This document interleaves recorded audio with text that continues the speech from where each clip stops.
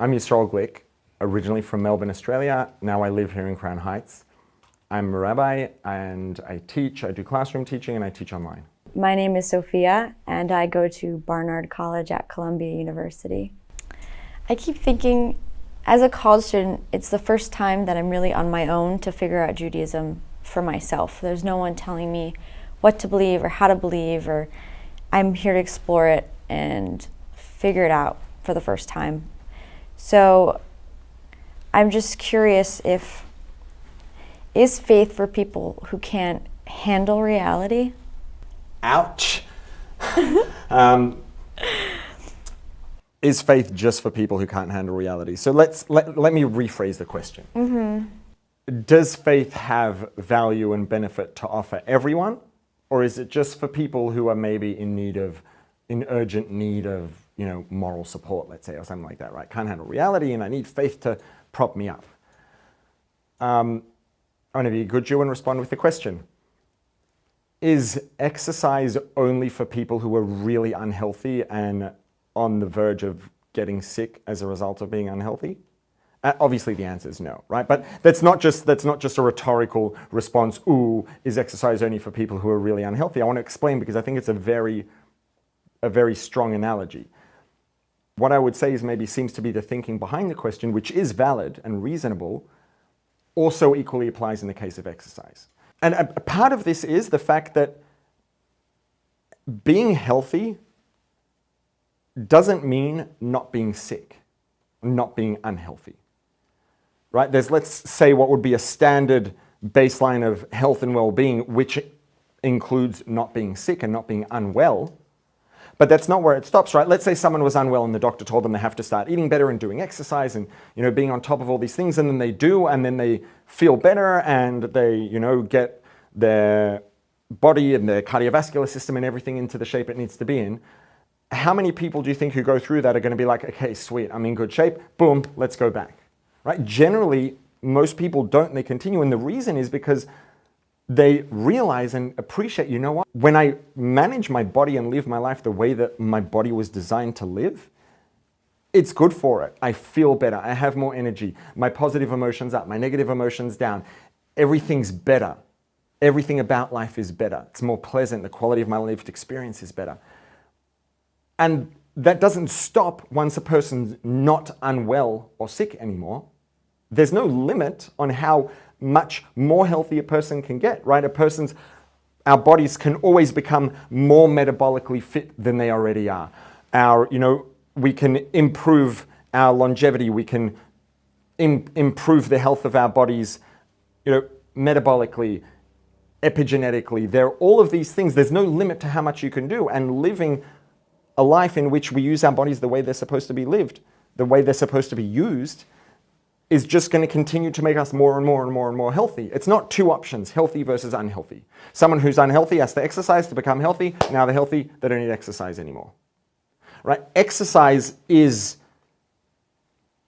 living true to the design of the body.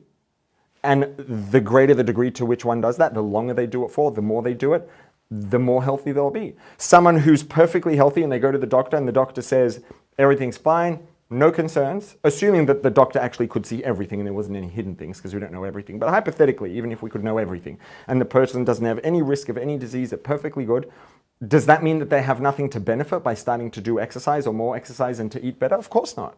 More exercise, generally within reason, equals improved health. Better nutrition equals improved health. Is there a more urgent need practically for a person who's, goes to the doctor and the doctor does, some tests and an EKG and some blood work and says, whoa, whoa, whoa, whoa, you have to turn things around right now because you're heading on a collision course straight for something really bad very soon? Yes, for that person, it's much more urgent. It's much more visibly urgent for them to start exercising right now and get on top of their game and to start putting better nutrients into their body and eating better right now. And for someone who's perfectly fine, there's no visible urgency. But that doesn't mean that eating well and doing exercise is only for people who are on a collision course for a medical catastrophe and are unwell and, or about to be very unwell. There's no limit to how healthy one can be, and there's no limit to how much we can benefit through doing more of the right exercises within reason, doing it better, and eating better food. And with faith, it's the same sort of thing. It's true, and there is a relatively common phenomenon that people who are in difficult times in their lives maybe often, find religion. And there are many parts to that. I don't want to oversimplify and say this is the whole thing that's going on, because there are a lot of things going on. First of all, if it's true that the Creator exists and that we are here to have a relationship with the Creator and to live a life of faith, if that's the truth, then it's the truth for everyone, regardless of whether or not they can handle life. That's got nothing to do with it, if it's true. That's first of all. Even if we're not talking about whether or not it's true or whether or not it's right, whether it's right or wrong, even if we want to look at it just from a utilitarian perspective, does it have some tangible benefit to offer everyone, even people who can handle life? Then we come back to the exercise. Absolutely, it has plenty to offer everyone, and it's very clear in the data that there are many, many benefits that are measurable that people get from having faith. It reduces the experience of pain. I mean, there's a long list of things, and the data are very clear that faith is beneficial. Even if you want to look at it just from a very utilitarian perspective, the fact that someone can handle life, maybe someone's life is going perfectly fine, and not only are they handling it, it's amazing. Does that mean it couldn't be more amazing? Does that mean that if they have an amazing life and they do feel fulfilled and they're a good person and they're doing all the right things and, within reason, and their life is rich and fulfilling and satisfying, if they then introduce a whole additional element of meaning and purpose into their life on top of what they already had, is that not going to make it even more beautiful and fulfilling and satisfying? Right? So in response to the question, I would say, the question is religion only for people who can't handle life? Let me reword that so it's a little bit less hostile. Is religion really only needed by people who are in a really rough spot? And the answer to that is categorically no. Is it the case that people who are in a really, really rough spot might have a more obvious, urgent need for a lot of the benefits that religion offers? Yeah, that's for sure true.